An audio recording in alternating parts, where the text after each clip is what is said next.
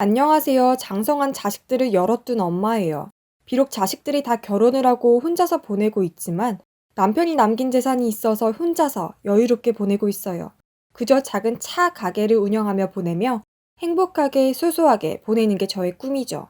비록 코로나 때문에 쉬고 있지만 그래도 자식들이 보낸 용돈 덕에 생활은 유지됩니다. 제 전 남편, 그러니까 애 아빠는 오래전에 폐암으로 하늘나라로 갔어요. 그때 얼마나 슬펐는지, 언제는 같이 노후 자산으로 행복한 노후를 보내자고 한 양반이 참 원망스럽죠. 물론 저에게 자식이 3명 정도 있고 다 결혼하고 직장 다니고 있어서 안심이죠. 게다가 용돈은 보내주고 한 달에 몇 번 정도 저에게 방문해서 집안일도 도와주고 그러니 얼마나 고마워요. 하지만 그럼에도 외로운 거는 참을 수가 없더라고요. 이제 나이도 어느덧 많이 차고 슬슬 몸이 안 좋아질 시기인데 몸이 안 좋은 거야 뭐 병원 가면 되고 그렇지만 외로운 것은 얻지 못하더라고요. 그러던 어느 날이었어요. 평소에 동년배 모임이 있어서 갔는데 친구가 요번에 글쎄 재혼을 한다고 하더라고요. 제 친구는 남편하고 지내다가 도저히 못 참겠다고 이혼을 하고 새 남자를 구했다고 하더라고요. 야, 너 그럼 자식 2명은 어쩔 거야? 그 친구는 자식 2명이 있는데 자리가 맞지 않은 새 남편에게도 자식이 있거든요. 뭐 걱정 마. 어차피 애들도 애들이야. 지금 다 컸는데 알아서들 잘하겠지. 게다가 새 남편 자식도 곧 어른인데 문제 있어? 나나 그 사람이나 그저 서로 노후를 행복하게 보내려고 하는 건데 뭐 불만 있어? 라고 말하며 저한테 넌지시 말을 걸었어요. 야, 너도 이제 좀 새 사람을 맞이해라. 무슨 쌍팔 조선 팔도 시대처럼 절개 지키고 그러는 때가 아니다. 너도 이제 나이도 차고 자식들도 알아서들 하잖아. 암만 자식들 중에 의사도 있고 어디 좋은 대기업 다니고 무슨 어딘지 모르지만 사짜 직업을 갖고 있고 그런데 너도 자식 걱정을 그만하고 마침 그 새 남편한테 사람이 있는데 그 사람도 아내를 사별했다 하던데 한번 만나봐라 라고 말하는 것이지요.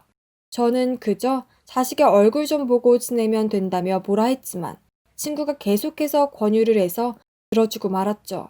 그렇게 친구가 주선한 식당에서 기다리고 있는데 한 대머리의 남자가 오더니 반갑게 인사를 나누었어요. 그렇게 새 남편을 만나게 되었죠. 새 남편은 머리가 없고 동년배 남자들처럼 배가 나오고 그랬지만 인상이 아주 좋았어요. 저보고 잘 지냈냐며 반갑게 맞이하니 기분이 좋았어요. 새 남편은 원래 아내가 있었고 자식은 낳지 못했다고 해요. 뭐 아내가 임신을 못하는 수준으로 몸이 안 좋아서 집안에서도 반대가 극심했다고 해요. 그래도 끝까지 아내와 같이 가겠다며 집안과 인연을 끊고 살다가 아내와 사별을 한 이후로 한동안 사람 같지 않은 삶을 살았다고 말을 했어요. 그러다가 저와 같이 일했던 사람한테서 이런 만남을 가지라고 권유를 했습니다. 처음에는 제 아내가 너무 그리워서 거절을 해서 그분이 사진을 보여주니 제 아내하고 비슷한 구석이 많아서 여기에 왔습니다. 그 말 듣고 살짝 그런 게 결국은 자기 아내를 못 잊은 거고 그걸 저를 통해서 푼다고 생각을 하니 기분이 살짝 더러워지더라고요. 노후를 행복하게 보내려고 하는 거지 누군가를 위한 추억거리로 보내는 게 아니거든요. 그렇게 표정이 어두워지니까 새 남편도 당황해서 아이고 너무 그러지 말라며 그래도 여사님은 자식을 키우고 대단하다며 요즘 많이 외롭고 힘들지 않느냐며 앞으로 전 아내보다 더 열심히 행복하게 살게 해준다고 약속을 한다며 거듭 강조를 하니 어느 정도 믿음이 오더라고요. 그렇게 그 사람과 인연이 맺어졌습니다. 제 집에 여러 번 방문해서 같이 밥 먹고 그랬어요. 밥을 다 먹으면 그 사람이 대신 설거지하고 청소를 해주고 그랬어요. 그래도 몸이 안 좋은데 괜찮냐며 물어도 언젠가는 자기 집이 되는데 이 정도는 해야 되는 거 아니냐며 말을 하는데 정말이지 듬직스럽더라고요. 그래서 새 남편하고 어떻게든 결혼하려고 마음을 먹어서 자식들에게 소개한다고 결정을 했죠. 처음에는 자식들도 정말이냐며 묻더니 제가 다시 재혼을 한다 하고 말하니까 많이들 당황하더라고요. 그래도 늦은 때에 재혼은 좀 그렇지 않느냐며 뭐라 했지만 제 사정을 잘 알고 있어서 일단 어머니라도 행복하게 하자라는 식으로 인정을 하기로 결정하고는 한번 새 남편을 보자며 말을 했죠. 전 그날 자식들한테 집에서 새 남편하고 만나자고 약속을 정했죠. 그렇게 서로 만났는데 새 남편이 어떻게든 자식들한테 새 아버지의 모습을 보여주려고 노력을 하는데 어째서인지 자식들의 반응이 좀 안 좋더라고요. 새 남편이 가고 자식들이 남아서 이야기를 하는데 어머니, 누가 봐도 저 사람은 돈을 노리고 온 것 같은데요? 저 사람이 유난히 엄마 재산을 언급하고 집이 좋다고 많이 하는 거 보면 이상해요. 자식들이 일동으로 그렇게 말하니 좀 서운하고 그래도 같이 노후를 보내자는 사람을 단번에 보내기가 그래서 그래도 결혼을 할 거라고 못을 박아두었어요. 그렇게 일단락이 되고 서로 결혼을 하게 되었죠. 그런데 결혼을 하니까 새 남편이 좀 행동이 이상하더라고요. 은퇴해서 직장이 없는 사람이 무슨 모임을 자주 왔다 갔다 하고 툭 하면 돈이 필요하다고 말을 하더라고요. 게다가 어째서인지 재산이 점점 줄어들고 있고요. 또 이런 말도 했어요. 여보, 이번에 그 전 남편이 물려준 건물 내가 관리하면 안 돼? 나한테 그 건물 넘겨줘. 왜? 아니, 거기는 그래도 내가 관리는 하는데 여보한테 굳이 넘겨줘야 해? 아니, 이제 한 가족인데 뭐 어때? 어차피 네 재산은 내 거고 내 재산도 네 거인데 그리고 내가 가게를 좀 차리려고 하거든. 걱정 마. 돈 왕창 벌어다 줄게. 라고 말을 했죠. 그렇게 점점 돈을 요구하고 이제는 안 주면 때린다고 협박까지 하더라고요. 아니, 이번에 인테리어 때문에 그러는 건데 왜 그래? 아니, 지금 세금도 내야 할 게 많은데 이렇게 돈을 많이 쓰면 안 되잖아. 이게 다 집안 잘 되라고 하는 건데 답답하네. 너 불행하게 하고 싶어? 안 그럼 나한테 맞는다. 이런 게 자주 비일비재하니 결국은 자식들한테 하소연을 했죠. 자식들은 그 사람하고 애초에 결혼할 대상이 아니라며 말을 하면서 돕겠다면서 내려갈 거라고 말했죠. 그렇게 내려와서 뭐라 한마디를 하니까 한동안 남편이 조용해지더라고요. 그렇게 조용히 보내고 어느 날이었어요. 그날은 친구와 같은 모임에 참석하려고 갔는데 새 남편과 저한테 새 남편을 소개한 친구가 뭐라고 쑥덕거리더라고요. 그러다가 제가 다가가니 불이 나게 헤어지더라고요. 뭔가 이상했죠. 그래서 모임에 참석하니 친구가 잠시 화장실에 간 사이에 다른 사람 한 명이 저하고 단둘이서 이야기를 하자고 하더라고요. 그래서 이야기를 하는데 그 친구분 남편하고 바람을 피더니 재산을 글쎄 다 빼돌리려고 하는데 무사하시죠?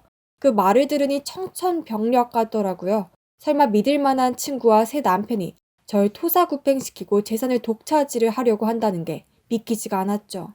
전 모임에서 바로 나와 자식들한테 도움을 요청했죠. 그러자 자식들이 이럴 줄 알았다면서 한 명은 아는 변호사를 부르고 나머지는 집에 얼른 내려갔죠. 그렇게 새 남편이 오기를 기다렸는데 밤이 돼서야 오고 말았죠. 자식들은 새 남편한테 다가가서 그동안 뭐하고 왔냐며 말을 했죠. 새 남편은 그냥 산책하고 일 좀 봤다라고 하니까 미리 친구들 통해서 사진을 얻은 자식들이 그걸 보여주며 말했죠. 1. 다른 여자와 바람피는 거 말이죠. 혹시나 여기 사는 친구들한테 물어봤는데 당신 작자가 자꾸 엄마의 친구분이랑 알콩달콩하게 연애하는 걸 증언하고 사진도 찍었던데. 그러자 새 남편이 실은 그게 아니라며 그저 지인 사이라서 그런 거라고 말하니까 웃기지 마세요. 어쩐지 재산을 노리러 왔나 했는데 맞네. 라고 말하며 집 밖으로 내쫓고 미리 싸둔 새 남편의 짐들을 전부 밖으로 던져놓았죠. 나중에야 안 사실인데 사실 이 새 남편, 전에 친구가 만난 다시 재혼할 남편, 그 사람이었어요.